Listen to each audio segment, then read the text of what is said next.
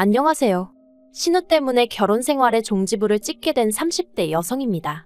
신혼 때부터 다른 사람도 아니고 대책 없는 신우 때문에 마음고생을 해왔는데 이번에 신우가 제대로 사고를 치면서 제 인생까지 비비꼬여 버렸어요.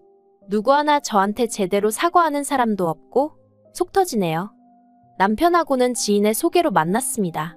남편은 요식업 종사자이고 저는 직장을 다니는 평범한 회사원이었어요. 사귈 땐 몰랐는데 살아보니 남편이 좀 우유부단하긴 한데 그래도 정말 사귈 땐 몰랐으니 결혼했습니다. 그리고 사실 우유부단하다는 걸 빼면 나머지는 그런대로 괜찮은 사람이거든요. 그런데 또 적어놓고 보니까 그 우유부단한 게 정말 큰 단점이긴 했네요. 그런 성격 때문에 사람들한테 싫다는 소리를 잘 못하거든요. 돌이켜 생각해보면 연애 때도 늘 그런 식이었어요.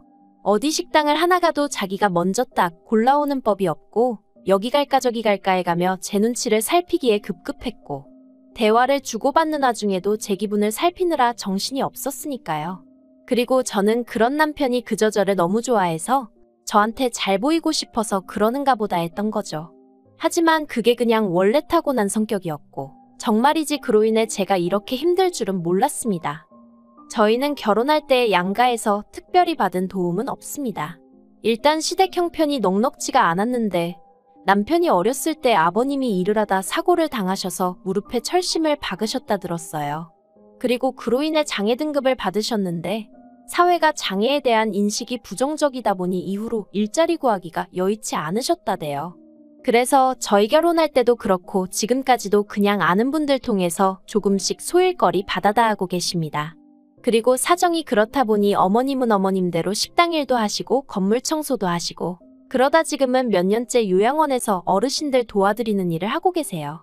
그러니 결혼할 때 시댁에서 도움을 받는다는 건 상상도 할 수 없는 일이었지요. 그리고 저희 친정부모님도 두 분 앞으로 살고 계신 집 한 채 있으셨고 노후 준비나 되어 있는 정도였지 딸 시집 보낸다고 1억이고 2억이고 척척 내주실 형편은 아니셨어요. 그래서 표현이 좀 그렇긴 한데 겸사겸사 양가의 손은 벌리지 않고 남편이나 저나 서로 모은 돈만 가지고 결혼하자고 얘기가 된 거고 저는 불만 같은 건 전혀 없었습니다. 그리고 그렇게 저희는 서울 끝자락에 위치한 빌라 전세를 얻었습니다. 방둑한 화장실 하나로 신혼부부인 저희가 살기엔 적당한 곳이었어요. 여담이지만 집들이 때 시부모님께선 방이 하나가 남는 거 아니냐며 여기 우리가 들어와서 살까 하는 농담을 하셨는데 순간 심장이 벌렁벌렁 거리더라고요. 실제로 아닌 게 아니라 저희 결혼할 때 합가는 어떻게 생각하는지 어머님이 두세 번 저를 떠보신 적도 있으셔서요. 나중에 덧붙이시기를 1,000원 한 장 못 보태주니 미안해서 집이라도 내어줄까 하는 마음에 하신 소리였다고는 했지만 저희 시부모님도 저희와 마찬가지로 방둑에 화장실 하나인 빌라에 살고 계셨으니 이러나 저러나 가당치도 않은 이야기였죠. 그런데 저희 집들이 때 오셔서 또 들어와서 살까 하시니 제가 깜짝 놀랄 수밖에 없었네요. 반면에 저희 친정부모님은 아무리 시작하는 신혼부부라지만 꽤나 속상해하셨어요. 이렇게 열악하게 시작할 줄 알았으면 대출을 받아서라도 얼마 해줄 걸 그랬나 싶기도 하시다며. 아무튼 그래도 저희 두 사람 사이에는 별다른 문제가 없었기에 부족한 환경이었어도 알콩달콩 재미지게 살았습니다. 그러다 조금씩 불협화음이 나오기 시작한 건 남편의 하나뿐인 여동생인 신우가 시집을 가겠다며 남자를 데려오면서부터였죠. 저희 신우에 대해서 어디서부터 어떻게 이야기를 해야 하나 싶은데 단도직입적으로 말해서 저에게 만약 남동생이 있다면 적어도 신우 같은 여자는 안 만나길 바랬을 것 같아요. 일단 저희 신우는 인물은 나쁘지 않아요. 아주 절세미인은 아니어도 동글동글하니 귀엽게 생겼다고 해야 할지. 그런데 문제는 노는 걸 엄청 좋아했어요. 남녀 가릴 것 없이 처음 본 사람하고도 밤늦게까지 어울리는 건 기본이고 술을 또 너무 좋아해서 인사불성이 되어 남편에게 연락을 해오는 경우도 허다했죠. 한 번은 시댁에서 1시간도 넘게 떨어진 경찰서에서 연락이 와서는 신우가 길가에 쓰러져 있다길래 제발 택시에 태워보내달라고 간곡히 부탁을 드린 적도 있다니까요. 그리고 그렇다 보니 성실하게 사회생활을 하지 못했습니다. 지각과 무단결근을 일삼다 보니 한 회사에서 거의 6개월 이상 버티지를 못하는 듯 했죠. 하지만 까놓고 말해서 저랑 피 한 방울 안 섞였는데 제가 뭐라고 한들 제 말을 들어먹겠어요? 그냥 속으로 한심하다 어쩌려고 저러나 하고 혀만 찰 수밖에 없었네요. 그런데 그런 신우가 시집을 가겠다니, 그런 신우여도 좋다는 남자가 있다니? 표현이 웃긴데 집신도 짝이 있다더니 정말이구나 싶더라니까요. 그리고 그렇게 온 가족이 축제 분위기로 들떠있는 와중에 저는 문득 신우가 모아둔 결혼자금은 좀 있나 하는 생각이 들었습니다. 그래서 제가 신우에게 아가씨는 돈 좀 모아뒀냐고 물으니 신우가 금세 안색이 어두워져서는 실은 자기도 그게 고민이라더니 한다는 말이 모아둔 돈이 하나도 없답니다. 시매부한테는 그래도 한 5천은 모아뒀다고 거짓말을 했는데 그걸 어떻게 수습을 해야 할지 모르겠다면서 어쩌면 좋겠냐고 되려 저에게 묻더라고요. 그래서 제가 그걸 어떻게 알겠냐고 왜 그런 거짓말을 했냐니까 처음엔 잘 보이고 싶은 마음에 그랬는데 어느 순간 걷잡을 수가 없어졌다나요. 정말이지 어이가 없어서. 그런데 더 어이가 없었던 건 옆에 계시던 시부모님께서 저더러 그러지 말고 모아둔 돈 좀 없냐는 거예요. 결혼한 지 2년밖에 되지 않은 시점이었고 결혼할 때 서로 있는 돈 없는 돈 싹싹 긁어서 전세를 구했는데 모아둔 돈이 있으면 얼마나 있었겠어요. 그래서 없다고 했더니 어머님께서 저더러 살림을 어떻게 하길래 모아둔 돈이 없냐입니다. 아니 물론 솔직히 하나도 못 모은 건 아니었죠. 그렇지만 저희라고 언제까지 전세살이만 할 것도 아니고 그런데 이런 걸 구구절절 어머님께 다 말씀을 드려야 하나 싶대요. 막말로 제가 진짜 몇 억씩 쌓아놓고 사는 사람이라고 쳐도 저 싫으면 안 빌려줄 수도 있는 거 아닌가요? 하지만 이런 걸로 왜 어머님한테 제가 시달려야 하나 싶고 그 와중에 왜 신우는 난데없이 울고 있는 건지 아무튼 여러 가지로 황당해서 남편을 쳐다보며 당신도 뭐라고 말 좀 해봐 하니까 남편이 그러지 말고 한 2천만 원이라도 어떻게 좀 빌려줄 수 없을까 하는데 기가 막혀서 말도 안 나오대요. 그래서 2천만 원이 어딨냐고 됐다고 그러고는 신우한테는 미안하지만 돈도 없거니와 가족 간에 돈 거래하는 거 좋은 생각은 아닌 것 같다고. 그리고 이참에 남자친구한테 솔직히 털어놓고 결혼하라고. 세상에 영원한 비밀이 어딨겠냐 했어요.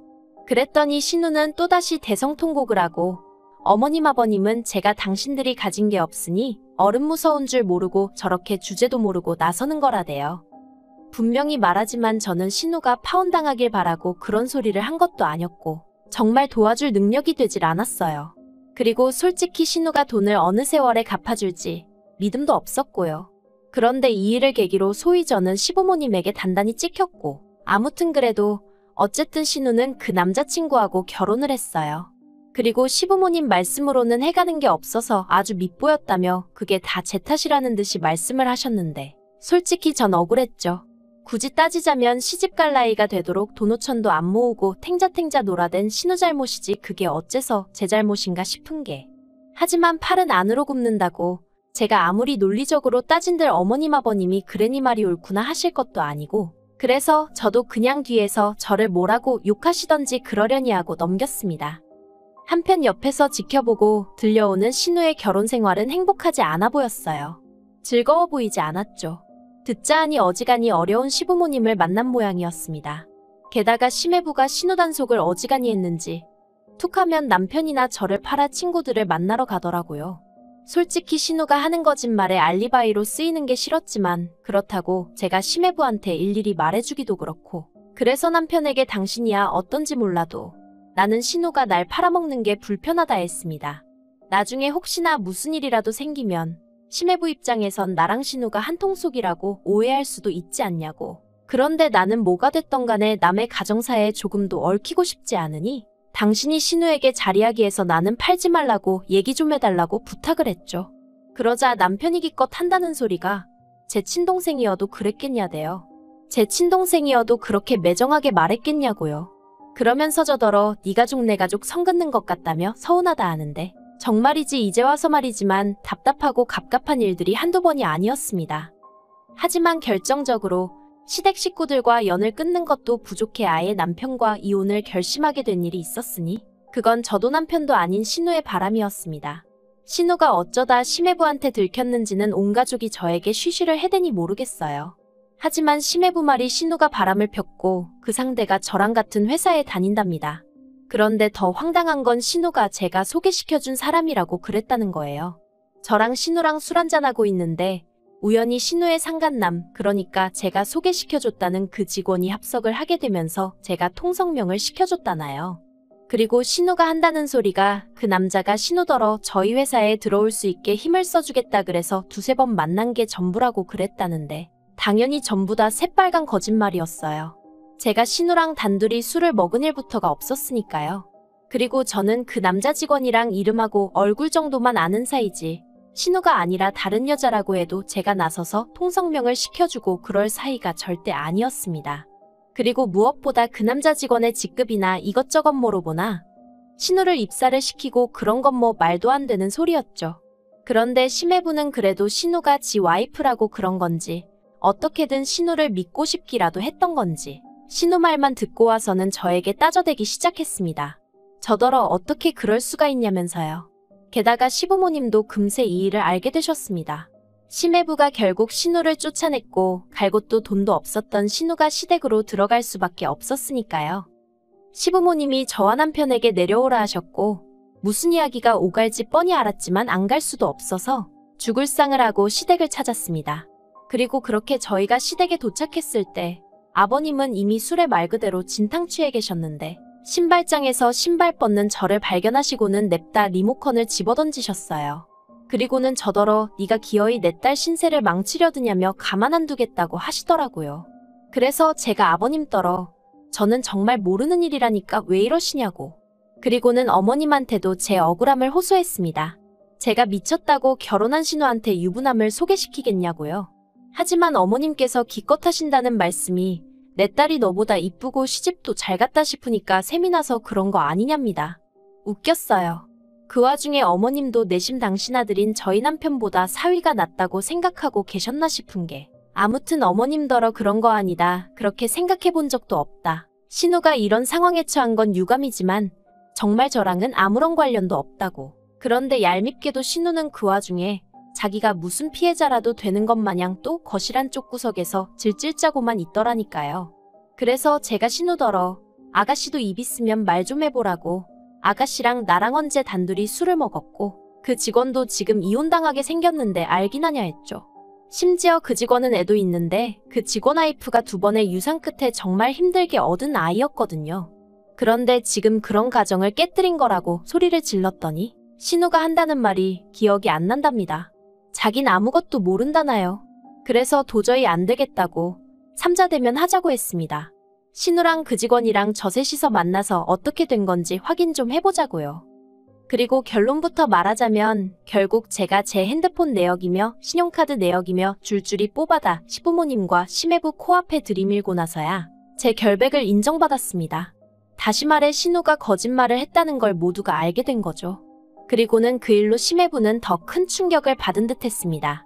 왜냐하면 그 둘이 만난 게 인터넷 채팅을 통해서였고 그 남자가 처음이 아니었다는 것도 알게 되었으니까요. 심해부는 결국 신우에게 이혼을 요구했고 몸만 나가라고 했답니다. 위자료를 받아내고 싶은 마음이 굴뚝 같지만 어차피 신우나 저희 시댁 형편을 심해부도 뻔히 알고 있었으니 그냥 시끄럽게 일 키우지 말고 신우더러 너만 나가면 된다고 했다나요. 그리고 이 일로 신우랑 시부모님은 또 한 번 저를 원망하기 시작했습니다. 신우가 쫓겨난 게 저 때문이라면서 오해 좀 받으면 어떠냐고 막말로 적어도 저는 쫓겨날 건 아니지 않냐면서 사람들이 어쩌면 다들 자기 편한 대로만 생각을 하는지 어이가 없더라니까요. 그런데 그런 와중에 저는 낯선 번호로 전화를 받았는데 그 직원 와이프였습니다. 짜증나게 한다는 소리가 제가 소개시켜준 거냐는 거예요. 이땐 정말이지. 솔직히 그 와이프도 어떻게 보면 불쌍한 피해자인 건데 저도 저대로 계속 시달리던 중이라서 말이 곱게 안 나가더라고요. 그래서 한 번만 더 제대로 확인도 안 해보고 헛소리하면 명예훼손으로 고소하겠다고 엄포를 놨습니다. 그리고 나한테 이럴 게 아니라 상간녀 소송을 하든 뭐라든 당신도 당신 할 일을 하라고 했죠. 그리고 결국 이 일은 제 결혼 생활에까지 영향을 미쳐 저희 부부 또한 이혼 이야기가 나왔습니다. 정확히 말하자면 제가 먼저 남편에게 이혼 이야기를 꺼냈어요. 이 집안에서 내 편은 하나도 없다. 당신마저 당신 동생이 불쌍해서 어쩔 줄을 몰라 하지 않냐고요. 그러니 이쯤에서 나는 놔달라고 했습니다. 시부모님하고 당신하고 신우하고 넷이 똘똘 뭉쳐 한번 잘 살아보라고 나는 그만 빠져주겠다고요. 그런데 어이없게도 제가 모든 걸 자포자기하는 심정으로 이혼 이야기를 꺼냈더니 남편이 자기가 미안하다면서 한 번만 더 기회를 주면 안 되겠냐대요. 자기도 그렇고 시부모님도 그렇고 신우가 원래 거짓말도 잘하고 그러는 거 다 알고 있었는데 그래도 용케 좋은 남자 만나서 결혼도 했고 그렇다 보니 어떻게든 그 결혼이 깨지지 않았으면 해서 차라리 신우 말을 믿어주고 싶었다나 어쨌다나요. 황당해서 처음엔 뭐라고 말도 제대로 안 나왔어요. 100번 양보해서 피는 물보다 진하다고 신우를 지켜주고 싶어 그랬다? 이해할 수 있다 쳐요. 하지만 저는 무슨 죄냐고요. 그리고 이번에 그냥 이렇게 넘어갔다가 막말로 이런 일이 또 있지 말란 법이라도 있나요?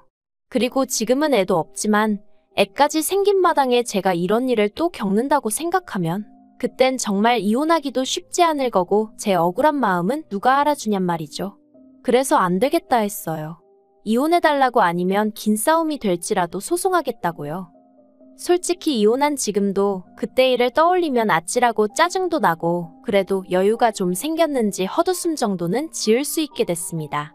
이후로는 들은 이야기는 별로 없어요. 다만 남편 가게는 왜인지 폐업을 했고 그 직원은 회사를 관뒀죠. 신우한 사람으로 인해 저도 저지만 몇 사람의 인생이 어그러진 건지 그래도 시부모님은 여전히 하나뿐인 딸이라고 아픈 손가락이라고 감싸고 돌고 계시려나요? 어쨌든 이제 신경 쓰지 않으렵니다. 이래서 결혼할 땐 배우자간만 볼 게 아니라 부모도 보고 형제도 보고 그 친구들도 보라는 건가 봐요. 비싼 값 치르고 인생 공부 안 셈치려고요.